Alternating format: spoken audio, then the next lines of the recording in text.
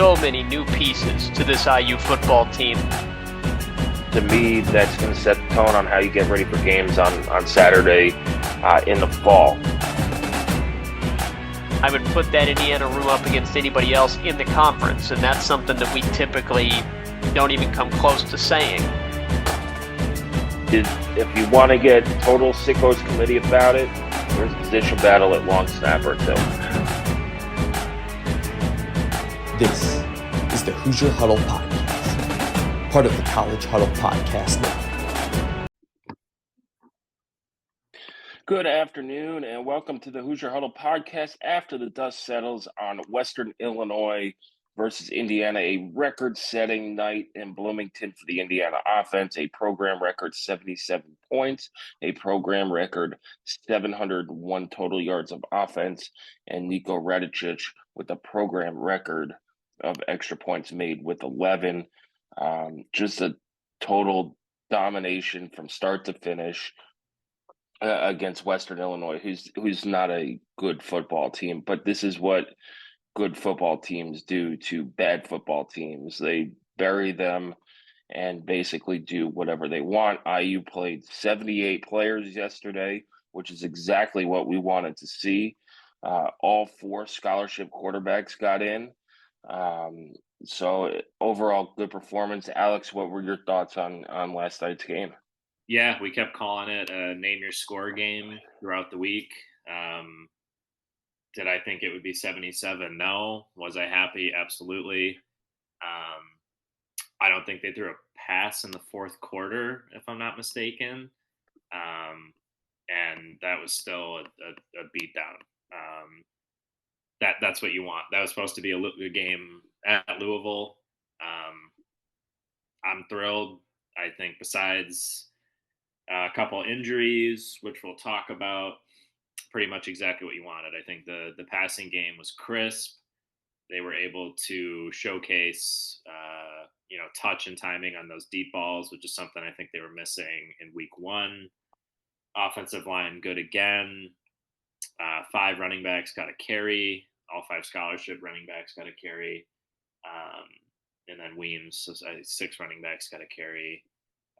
Elijah Surratt got involved more so than he did in week one. And defense kind of just continues to make plays so far. So, again, were there things you can take away from this game due to level of competition? Sure, probably not a ton. Western Illinois, I think that was their 26th consecutive loss now. For those of you that watched the game, I mean, their quarterback really struggled on, even easy open throws. But it's a college football game, and you scored 77 points. And it's not like IU was playing, dominant programs in the early 1900s. So broke a lot of records. Great to see. Anytime you score 11 touchdowns, I think it's a pretty good game, regardless of opponent. Yeah, great performance. They did throw 2 passes in the fourth quarter. David Jackson did hit Omar Cooper for a 69-yard touchdown. It was good to get Taven in there and see that you just saw that he ran the offense a little bit more competent than he did last year. He ran a touchdown in and then a nice throw to Omar Cooper, who outran the defense for that long touchdown. So if anything happened to Curtis Rourke, you feel okay with Taven Jackson coming in. But let's start with Curtis Rourke. He started 9 for 10. The first pass was batted down, but he hit 9 after that. You find Anderson Kobe on the post route, which we saw in the spring game with Taven hitting him on the deep ball. Anderson Kobe, as long as he catches the ball, he's the guy who could take the top off of a defense, and that's going to be important going forward.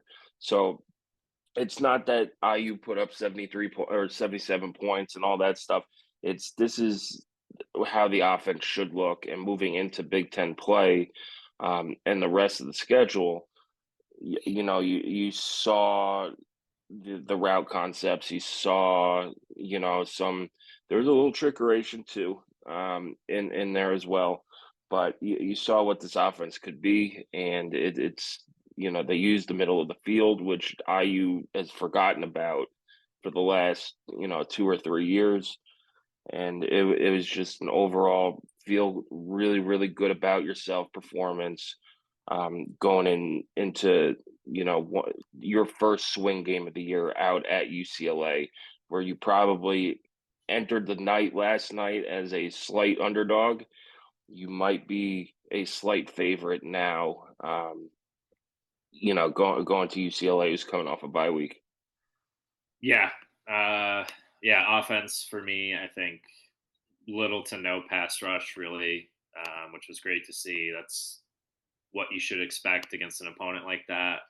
Um, yeah, Rourke, 15 to 17, 268, 2 touchdowns, had that quarterback sneak touchdown as well.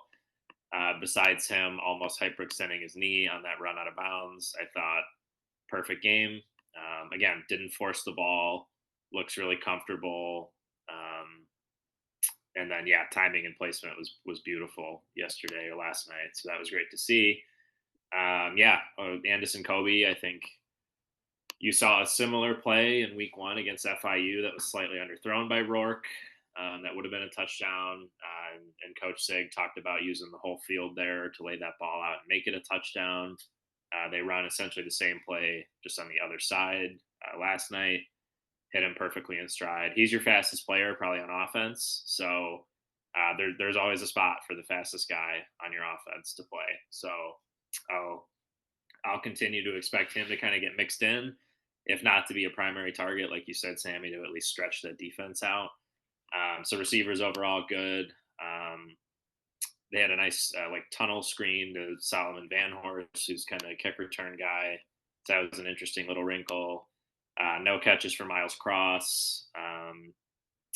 And yeah, I mean, Keyshawn Williams had 1 catch, but yeah, I mean, Surratt and Cooper again, back-to-back weeks kind of seem like your two top guys there. So yeah, overall great. Taven 3 for 3, 104 yards. That deep ball to Cooper. He did underthrow that ball to Cooper. I think that's not a touchdown any other game this season probably, but yeah, everybody looked good. Taven showed off a little more mobility than I remember in the past. Couple nice runs. He had that touchdown run along the sideline. Yeah, offense for me, they scored a touchdown. Basically every real drive of the game, they scored a touchdown. I think the 2 they didn't were the kneel down and then the Mendoza drive after the pick there. Well, and then they scored on the next play on the pick 6 by Relijah Hardy. Right. So yeah, I mean, starters scored a touchdown on every drive on offense. I think they had more touchdowns than Western had first downs. So yeah, A+ for the offense. The one thing that came up, James Bamba goes down with the knee injury, or what we think is a knee injury, I guess. No updates yet, but he had knee injuries in the past, so obviously one to monitor there. Is he a major contributor on offense? No. Is he your backup tight end? Yes. So definitely a depth fit there. But Sammy, still nothing on that one, right? Yeah, nothing on that. And then I think one of the more concerning injuries is Derek McCormick. He looked like he pulled a muscle in his leg, either on the 3rd or 4th kickoff. The one that went out of bounds, it looked like he might have hurt himself and then went back out for another one. And it was just a terrible kick with no power after putting his first 8 through the back of the end zone on touchback. So that to me is a bigger deal than James Bamba going down, which is it is a depth hit, but you have Trey Walker and you got some of these younger tight ends into the game last night. But Alejandro Quintero, who could do place kicking, kickoffs, and punt, handled the kickoff duties the rest of the night. Yes, there was a stiff wind out of the north, but his kickoffs, were routinely short around the 10-yard line. They did get fair caught, which is fine, but you'd think moving into more competitive games against Power 4 opponents that, you'd want McCormick back to put the ball out of the end zone so you don't have to deal with a kick return. Yeah, definitely. And we'll see. I mean, obviously, not a storyline, but Rose Bowl, real grass. So I think switching kicking surfaces and just overall playing surfaces. Obviously, IU has the outdoor grass field, but we'll see if that affects the kicking game as well, especially if Quintero has to take the place kicking or kickoff duties, I guess. Yeah, special teams good. Didn't see James Evans, which is perfect. He was the holder on the 11 That's right. extra Yeah, points. his So we fingers did got tired. Yeah, we did he did take a hit on his Ray Guy Award pursuit. It's yeah, hard to win punter of the year if you don't punt, but that's fine with everybody. Um, but yeah, he it's a good night when you don't see, no offense, James, when you don't see James Evans on the field punting the ball. It's a good night for the offense. Let's talk about the yeah, defense, Alex. I thought, in my game wrap and reaction, I put the turning point. Now, look, the game was basically over before it started, but that Sean Asbury hit on a play where Western probably gets a first down, yeah, if that receiver catches the ball, I thought set the tone for the rest of the night. I think IU went down, scored. Western might put together a little drive, get a field goal, or get back into the game. And he put a shoulder pad right into the chest of the receiver, knocked the ball out. And I think that really set the tone for the rest of the defense.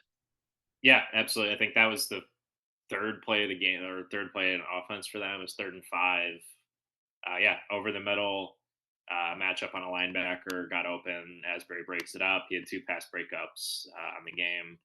You're right, Sammy. I mean, they played hard. They played physical again. Um, and what you want to see, I mean, there were no missed assignments. There were no, late hits. None of that stuff. Tackling looked good again. Yep. I think there were no real defensive penalties. I think the stats are wrong on the penalties. They didn't count IU's kick out of bounds that one time Yeah. last night because I don't know what was going on with the stats, but 2 penalties for 25 yards. They cleaned that up from week one, and defense. You got your backups in, which you want to see, and you saw a guy like Elijah Hardy who had a pick six and a forced fumble there. In the fourth quarter, you saw Isaiah Jones back in. You saw Caden Turner. We saw Caden Turner sighting too. So Yeah. you see all these guys coming in who may or may not play a role this year. But if somebody goes down, they're not like, oh my God, he hasn't played. Yeah, exactly. DJ Warnell, Arizona kind of safety rover transfer got in as well. He had a sack. Kamara had 2 sacks. Tyreek Tyreek Tucker Tucker. looked good again. Sack and a half. I think he combined on that one with Linnell Carr. So Carr had a good game as well. Yeah, I mean, perfect game. Aiden Fisher led the team in tackles again with 9 total there. Yeah, I mean, they dominated. I think you got every scholarship player on defense maybe in the game. That's healthy, I guess, except for maybe a couple of the freshmen like Henderson and some other ones. But yeah, ton of guys played, which is what you want. I mean, that's what Henderson did play. So I mean, you may have gotten every scholarship defensive player in the game. Yeah, there were 78 guys, at least by my count, 78 guys played for IU. Yeah. So yeah.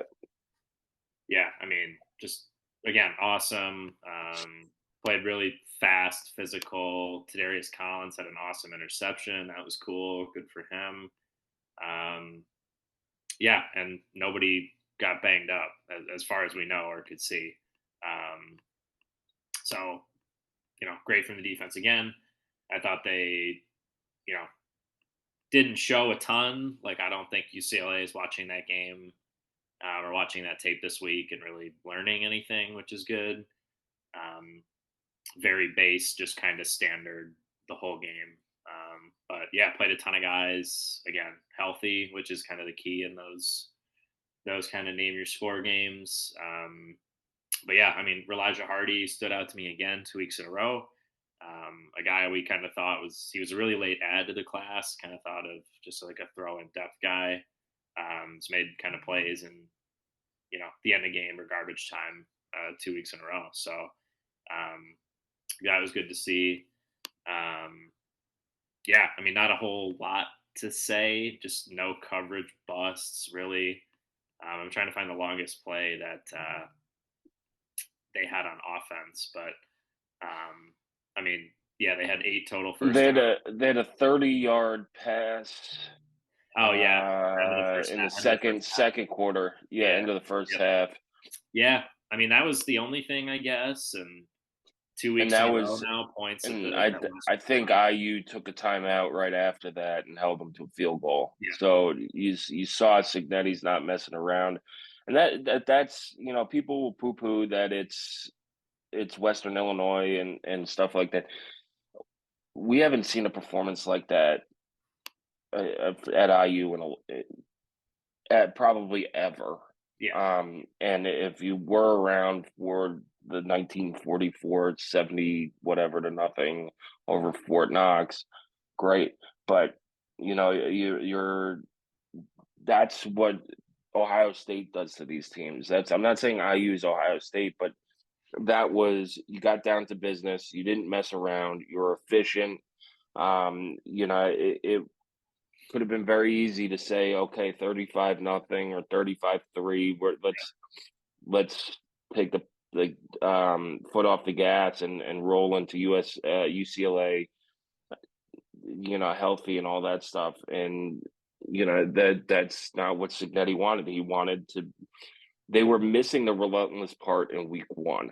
In Yeah. week 2, they were absolutely relentless. And if they kick some field goals at the end of the game instead of going for it for fourth down inside the red zone, they probably put up 80, maybe even more than 80 points. So it's you take the opponent into account, but again, the last time we saw them see 70 was Kevin Wilson's team in 2013. Yet they gave up 35 points to Indiana State that game.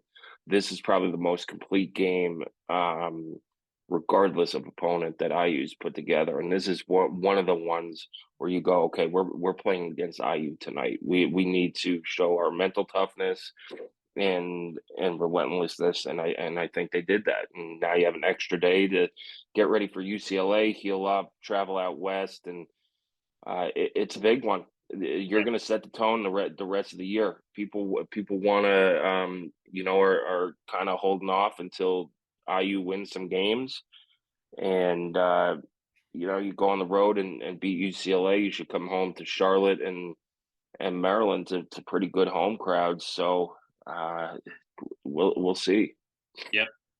Yeah. Yeah, big one for sure. UCLA looked, shaky out in Hawaii in week 0. Snuck out of there with the win. Garber's their quarterback, although experienced, didn't look great. Had 1 touchdown, 2 picks.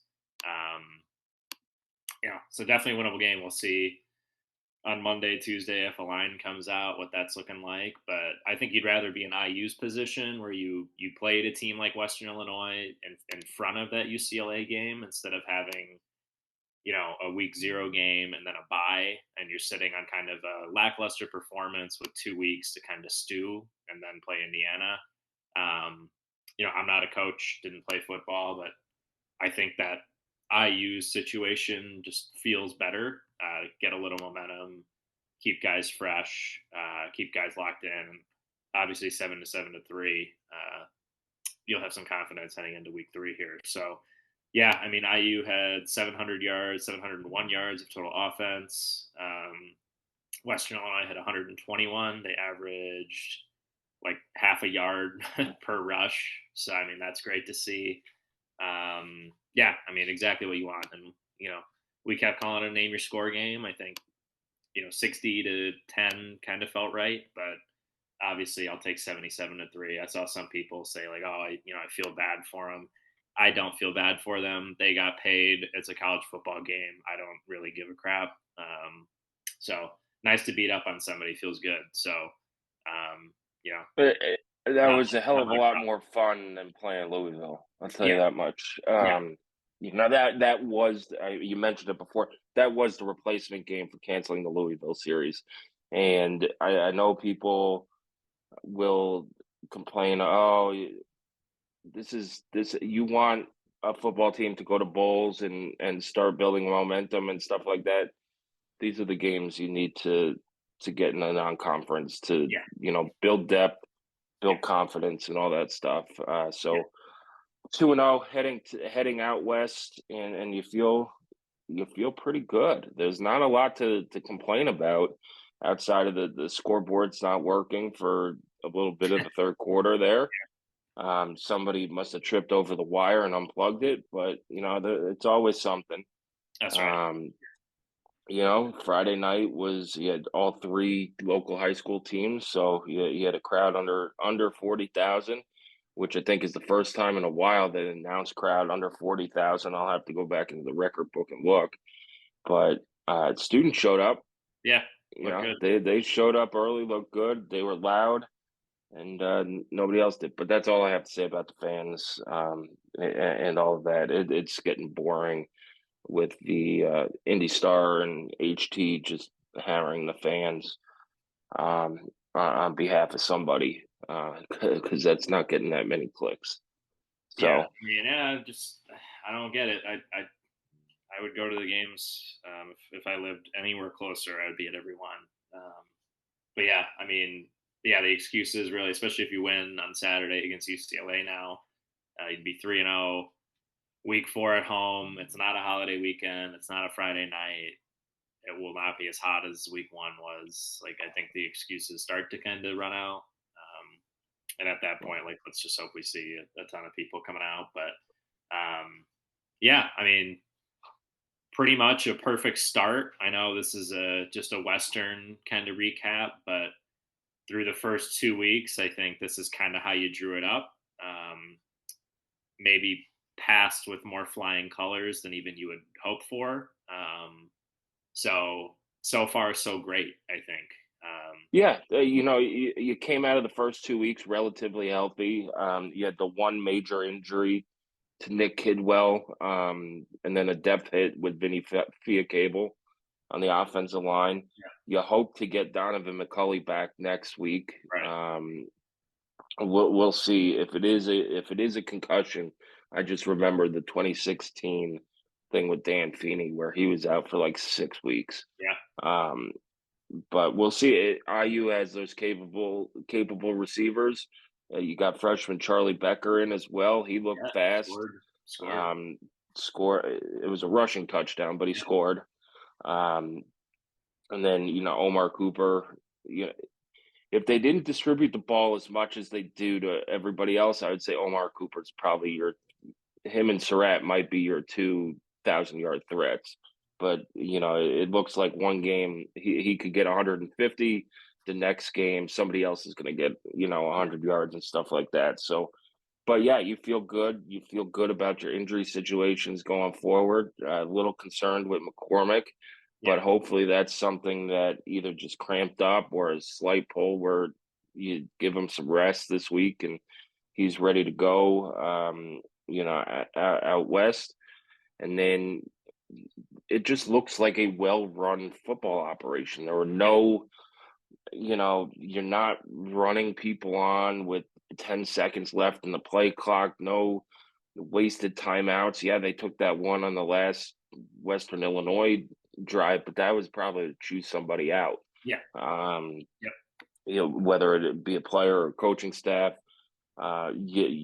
We've harped on it. You got to play your depth guys to build depth. They did that, and they did that pretty well in both games. You haven't had any snafus on special teams. Oh, I want to point out Miles Price. How many times have we seen in the last 5 years really crappy punt, bounces 40 yards down the field? Western Illinois had a real crappy punt. He picks it up off of 2 bounces, gets a short return, but saves like 25 yards. Those are the hidden yards that don't show up in the box score. So I did want to shout out Miles Price for that. It's good to get Kalen Black back too. So, it's right now you feel pretty good. Yeah, it's now it's go time here. So Charlotte's playing North Carolina right now. Not sure on the score on that one, but yeah, Charlotte got beat up pretty bad by James Madison in week 1. They had so many injuries preseason. I Yeah, think they said like 70% of their starters were out, or yeah, 50% of their starters were out. yeah. So they could look Um, totally different with week 4. Who knows? yeah, Yeah, Charlotte's down Northwestern lost last 14. night. Northwestern struggled. They lost last night. They struggled in week 1. So I'm not we'll a see. believer in FPI. I think that their ratings are flawed, but IU went from an underdog in most of the remaining games to a favorite in most of the remaining games. For the swing games. Yeah. Outside of Michigan and Ohio State, they were favored in all of those games now. Yeah. Michigan looked pretty bad today. I know Texas is really good, but Michigan has an offensive identity crisis, it looks like a little bit here. Well, it's a little harder to play football when you don't know what's coming That's from the true. That's what they opponents, say. Yeah, that's what they say. especially when talent is equal or better. Yeah, that's true. Yeah, so we'll see. I mean, a lot of season left, but we'll have tons of stuff coming up for everybody here for UCLA. Big Yep. game. First, crazy to say, but first Big Ten game of the year out in the Rose Bowl in week 3. And an NBC game. It's a night game out west. So your first NBC game for IU football as well. And I think they've done a good job with their Yeah. Big Ten Saturday night. So 7:30 kickoff Eastern time. So it's not one of these 11 o'clock body time kicks that USC is going to have tonight, or Rutgers has out there later in the year. It's you should be able to your body should be able to be right and stuff like that. Yep. And we'll see. It's the first of many swing games. I'll be out there for a quick 36-hour trip out west, and we'll have it all covered this week. Yeah, looking forward to it. First true test, obviously. But I think you've done what you wanted to do in these first 2 weeks, like we've talked about, to hopefully give yourself confidence or belief in your system, at least what you're doing, who's going to do what to expect. So we'll see. I mean, that if you could draw the schedule up like this every year, I think you'd kind of try to do that. But yeah, big game, but should be a fun one. Let's hope. Yeah, it should be a fun one. Should be lots of IU fans at the Rose Bowl as well. I know at least a handful of people who are going out, and then you have a lot of alumni out west as well who should make the trip to the Rose Bowl too. So keep coming back to HoosierHuddle.com. You can follow us on Twitter at Hoosier_Huddle. We'll have all your updates, and we'll have Bruin Source podcast on Thursday to preview this game. They do great stuff over there. We'll get matchups to watch, keys to the game, predictions, everything before we head out west for that game. Enjoy the rest of the college football Saturday. Good slate of games this afternoon and this evening, and we'll get a full week of rest before UCLA.